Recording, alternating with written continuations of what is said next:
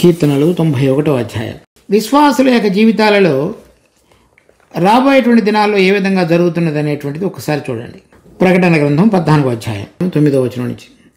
మరియు వేరొక దూత అనగా మూడవ దూత వీరి వెంబడి వచ్చి గొప్ప స్వరముతో ఇలాగూ చెప్పెను, ఆ క్రూర మృగమునకు గాని దాని ప్రతిమకు గాని ఎవడైనను నమస్కారం చేసి తన నొసటి అందేమి చేతి మీదనేమి ఆ ముద్ర వేయించుకొనని ఎడల ఏమీయూ కలపబడకుండా దేవుని ఉగ్రత పాత్రలో పోయబడిన దేవుని కోపము అను మద్యమును వాడు త్రాగును. పరిశుద్ధ దూతల ఎదుటను గొర్రెపిల్ల ఎదుటను అగ్ని గంధకముల చేత వాడు బాధింపబడును. వారి బాధ సంబంధమైన పొగ యుగ యుగములు లేచును. ఆ క్రూర మృగమునకును గాని దాని ప్రతిమకు గాని నమస్కారం చేయవారు దాని పేరు గల ముద్ర ఎవడైనను వేయించుకొని ఎడల వాడును రాత్రింబగళ్ళు నెమ్మది లేని వారై ఇందురు. దేవుని ఆజ్ఞలను యేసును గూర్చిన విశ్వాసమును గైకొనుచున్న పరిశుద్ధుల ఓర్పు ఇందులో కనబడను. కనుక ఈ ప్రభు అయినటువంటి యేసుక్రీస్తు రెండవసారి మధ్యాకాశంలో ప్రత్యక్షాన్ని కాకపోయే మునుపు జరగబోయేటువంటి శ్రమలు ఏ విధంగా అపవాది పరిశుద్ధులను రకరకాలైనటువంటి పరిస్థితుల ద్వారా ఆ ముద్ర వేయించుకోమని బలవంతం చేసి ఒకవేళ వేయించుకోకపోని వారు ఎటువంటి దేవుని యొక్క మద్యం అనేటువంటి ఉగ్రత పాత్ర వాళ్ళ మీద తీసుకొని రాబడుతుందో అటువంటి పరిస్థితుల్లో సందర్భంలో కూడా విశ్వాసులు ఉంటారు అక్కడ భూమి మీద. అందుచేతనే రాయబడింది 12వ వచనంలో, దేవుని ఆజ్ఞలను యేసును గూర్చిన విశ్వాసమును గైకొనుచున్న పరిశుద్ధుల ఓర్పు ఇందులో కనబడదు. కనుక దేవుని యందు విశ్వాసం ఉంచి ఎవరెవరైతే ఆ పరిస్థితులన్నిటిలో కూడా ప్రభువునందు సరైనటువంటి విధంగా ఆయనను ఎరిగి ఆయనను నమ్మి ఆయనను మాత్రమే ఆశ్రయంగా చేసుకునే విధంగా జీవించగలిగి ఉన్నారో వారు ఆ ముద్ర వేయించుకోకుండా ఉంటారు. ఆ ముద్ర వేయించుకునేటట్లయితే అపవాది వాళ్ళ మీదకి ఎటువంటిది రానివ్వదు. కానీ ఆ ముద్ర కనుక వేయించుకున్నట్లయితే, ముద్ర కనుక వేయించుకోకపోతే వాటన్నిటిని ఇప్పుడు మనం ఏదైతే చూసామో అవన్నీ కూడా వాళ్ళ మీదకి వచ్చుతాయి. తెగులు, భయము, రోగము, వేటగాని ఉరి, వాటన్నిటిలో వేయించుకోకుండా ముద్ర వేయించుకోకుండా ఉండి దేవుని మీద మాత్రమే ఆధారపడినటువంటి వారు, సర్వోన్నతుడి మహోన్నతుని చాటున సర్వశక్తిని నీడన విశ్రమించేవారు. అటువంటి సమయాల్లో ఆ దేవుని యొక్క భద్రత అనేటువంటి అనుభవంలోనికి రాగలిగినటువంటి బిడ్డల గురించి ఆ 91వ కీర్తన రాయబడింది. దాని తర్వాత చూడండి 16వ అధ్యాయం 2వ వచనం. అంతటా మొదటి దూత వెలుపలికి వచ్చి తన పాత్రను భూమి మీద కుమ్మరింపగా ఆ క్రూర మృగం యొక్క ముద్ర గల వారికి దాని ప్రతిమకు నమస్కారం చేయు వారికి బాధాకరమైన చెడ్డపుండు పుట్టిన. అక్కడ మనం ఆ దేవుని ఉగ్రత పాత్రలో పోయబడిన దేవుని కోపమును మద్యమును వాడు త్రాగునని ఉంది. ఇక్కడ వాటిని గురించిన వివరణ మనం చూస్తున్నాం 16వ అధ్యాయంలో. మొదటి దూత తన పాత్రను కుమ్మరింపగా బాధకరమైన చెడ్డపుండు పుట్టెను, అది తెగులు. 3వ వచనంలో, రెండవ దూత తన పాత్రను సముద్రంలో కుమ్మరింపగా సముద్రము పీనుగ రక్తం వంటిదాయన. తర్వాత 4వ వచనంలో, మూడవ దూత తన పాత్రను నదులలోను జలధారల్లోనూ కుమ్మరింపగా అవి రక్తమాయన. తర్వాత ఇలా 4వ దూత తన పాత్రను కుమ్మరింపగా మనుషులను అగ్నితో కాల్చుటకు సూర్యునికి అధికారం ఇవ్వబడిన, అది మధ్యాహ్న కాలమున జరిగేటువంటి రోగం. 9వ వచనంలో, కాగా మనుషులు తీవ్రమైన వేడిమితో కాలిపోయి ఈ తెగుళ్ల మీద అధికారం గల దేవుని నామమును దూషించిరి, కానీ ఆయనను మహిమపరచునట్లు వారు మారు మనసు పొందిన వారు కారు. అటువంటి ఇవన్నీ జరుగుతున్నప్పుడు కొంతమంది పరిశుద్ధులు లేవనెత్తబడినప్పటికీ ఇంకా కొంతమంది పరిశుద్ధులు భూమి మీద నివసించేవారుగా ఉన్నారు. దానిని గురించి చెప్తున్నాడు చూడండి 10వ వచనంలో, 5వ దూత తన పాత్రను ఆ క్రూర మృగము యొక్క సింహాసనము మీద కుమ్మరింపగా దాని రాజ్యం చీకటి కమ్మిన. మనుషులు తమకు కలిగిన వేదనను బట్టి తమ నాలుకలు కరుచుకొని చుండిరి. తమకు కలిగిన వేదనలను బట్టి పుండ్లను బట్టి పరలోకమందున్న దేవుని దూషించిరి. అలా చూడగా ఇప్పుడు 16వ వచనంలో చూడండి, ఇదిగో నేను దొంగవలే వచ్చుచున్నాను. తాను దిగంబరుడిగా సంచరించుచున్నందున జనులు తన దిశములను చూతురేమో అని మెలకువగా ఉండి తన వస్త్రము కాపాడుకునేవాడు ధన్యుడు. అంటే ఇవన్నీ జరుగుతున్నప్పుడు ఇంకా ప్రభు రాలేదు, రాబోతున్నాడు. రాబోయే మునుపు ఈ పరిస్థితులన్నిటిలో కూడా ఇప్పుడు మనం చదివిన 91వ కీర్తనలో ఆయన చాటున, మహోన్నతిని చాటున, సర్వశక్తిని చాటున నివసించుతూ విశ్రమించుతూ ఆయన యందు మాత్రమే విశ్వసించి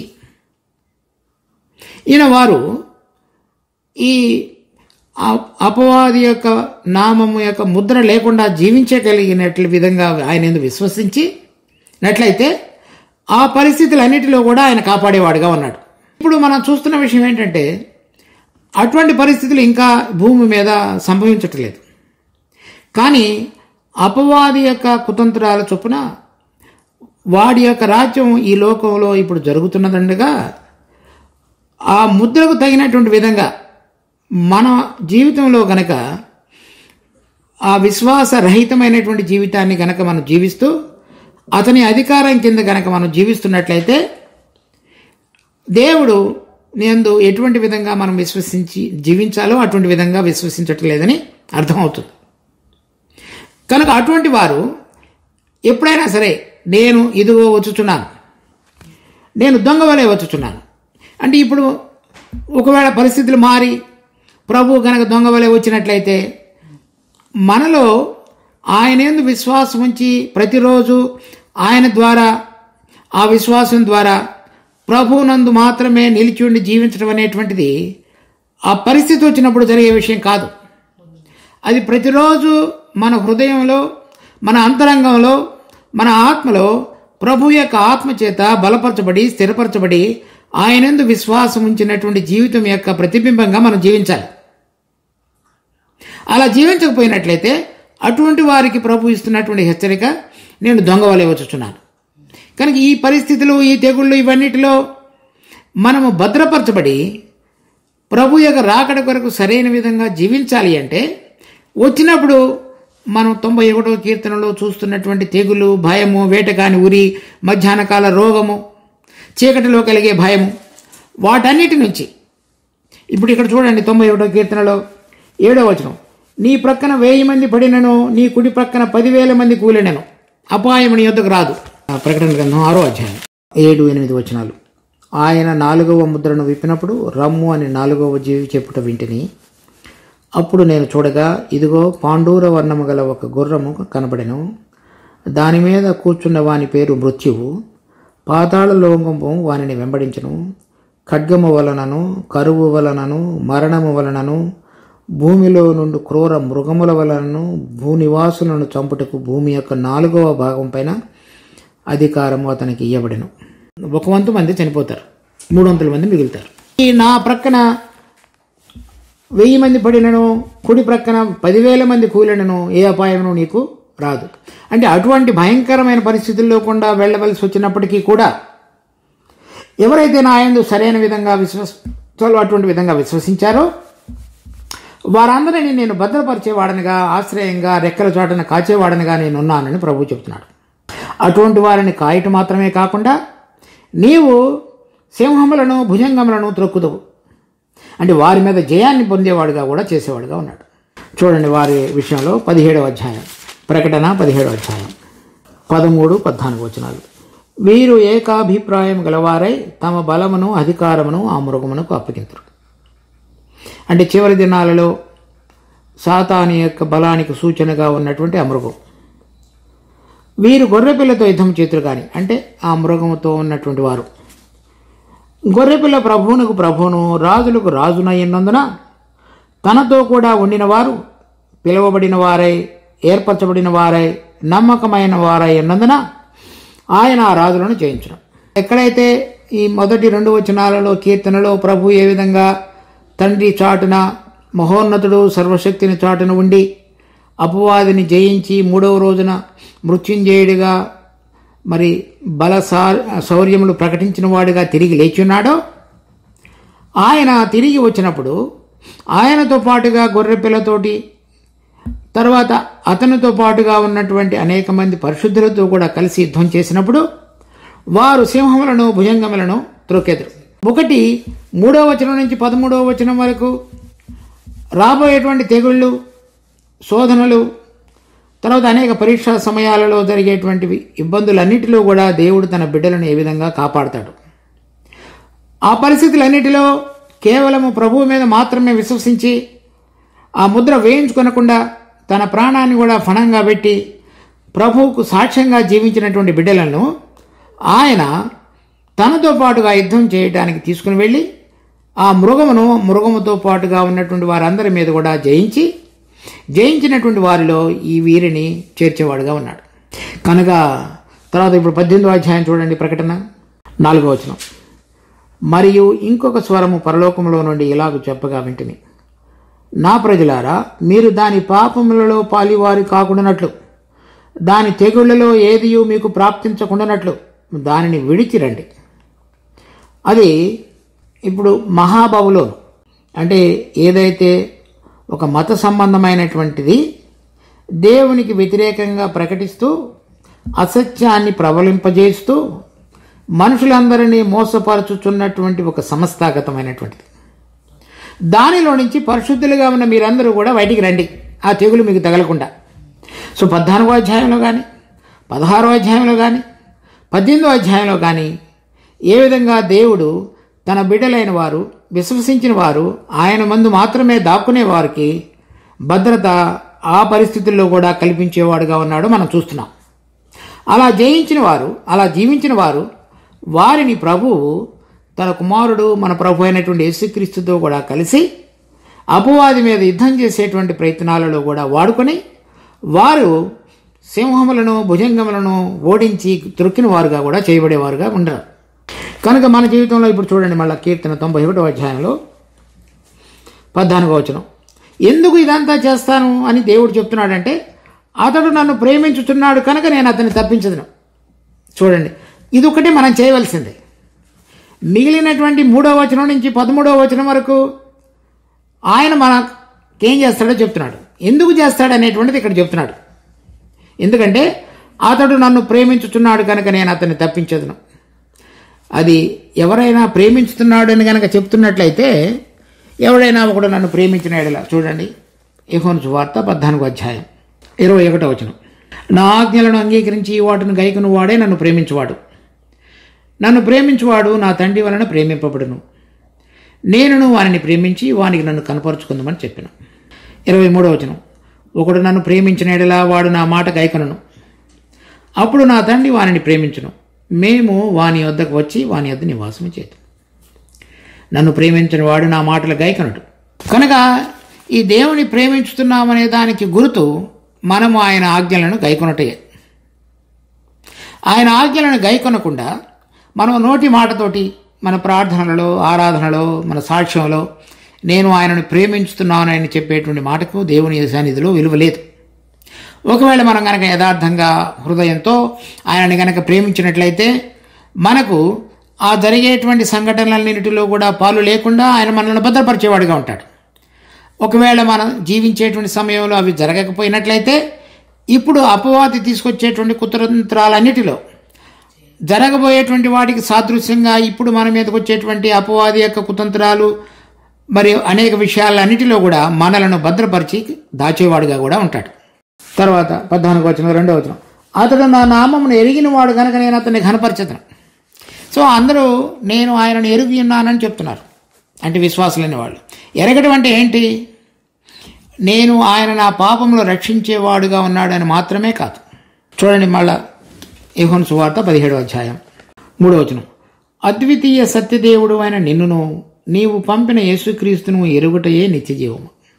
ఈ అద్వితీయ సత్యదేవుడైన నిన్నును అంటే, అద్వితీయం అంటే ఇంకా ద్వితీయుడు అనేటువంటి దేవుడు లేడు అని అర్థం. నువ్వు ఒక్కడవే అని అర్థం. అంటే నీలో ఉన్నటువంటి ఆ మహోన్నతమైనటువంటిది, సర్వోన్నతమైనటువంటిది, అంటే అన్నిటికీ సృష్టికర్త, అందరి మీద ప్రభువుగా ఉన్నవాడు, అన్నిటినీ ఓడించగలిగిన వాడు అని ఆయనను ఎరగటం. ఆయనను ఎరగటం అనేటువంటిది మరి అటువంటి అనుభవంతో మనం కనుక జీవించి ఉండకపోయినట్లయితే అప్పుడు మనం ఎలా దాక్కుంటాం? ఆ పరిస్థితుల్లో దాక్కోలేం. ఆయన యొక్క రెక్కల చాటున.